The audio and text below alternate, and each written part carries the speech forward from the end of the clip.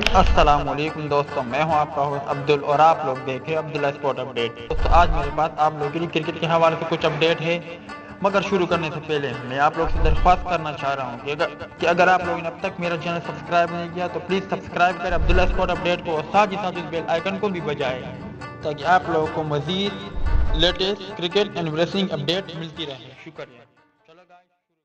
شاہد آفریدی نے مقبوضہ کشمیر کے حالات پر بیان دیا تو گوتم گمبھیر نے لالا کو تنقید کا نشانہ بنا دیا، جس پر D G I S P R major general Asif Ghafoor بھی چپ نہ رہ سکے اور ایسا جواب دے دیا کہ بھارتی لاجواب ہو گئے۔ تفصیلات کے مطابق گزشتہ روز شاہد آفریدی نے ٹویٹ میں کہا تھا کہ مقبوضہ کشمیر میں قابض بھارتی فوج بے گناہ شہریوں کے حق خود ارادیت اور آزادی کی جدوجہد کو دبانے کے لیے ان پر گولیاں برسا رہی ہے۔ حیرت ہے کہ اقوام متحدہ اور دیگر عالمی ادارے کہاں ہیں اور وہ اس خون ریزی کو روکنے کی کوشش کیوں نہیں کر رہے ہیں۔ شاہد آفریدی کی اس ٹویٹ پر بھارتی کرکٹ ٹیم کے سابق کپتان گوتم گمبھیر بھی میدان میں آ گئے اور کہا کہ شاہد آفریدی کی کشمیر اور اقوام متحدہ سے متعلق ٹویٹ پر کیا کہنے کو رہ جاتا ہے۔ آفریدی اقوام متحدہ کی طرف دیکھ رہے ہیں جو ان کی ڈکشنری میں انڈر 19 کے ضمن میں آتا ہے۔ میڈیا سکون سے رہے، شاہد آفریدی 9 بال پر آؤٹ کا بھی جشن منا رہے ہیں۔ اس پر میجر جنرل آصف غفور نے بھی اپنی ذاتی اکاؤنٹ سے ٹویٹ کر کے گوتم گمبھیر اور بھارتیوں کو کرارا جواب دے ڈالا۔ انہوں نے ایک ویڈیو بھی شیئر کی جس میں شاہد آفریدی نے آخری 2 گیندوں پر چکے مار کر بھارت کو میچ ہرایا تھا۔ D G I S P R نے ایک تصویر بھی شیئر کی جس میں شاہد آفریدی بظاہر کسی بات پر گوتم گمبھیر سے الجھتے نظر آئے۔ میجر جنرل آصف غفور نے بھارتیوں کو مخاطب کرتے ہوئے ساتھ میں لکھا، برائے مہربانی اپنی آگ مقامی طور پر ہی بجھائے، شاہد آفریدی ہمارا قومی ہیرو ہے اور ہمارا ہیرو رہے گا۔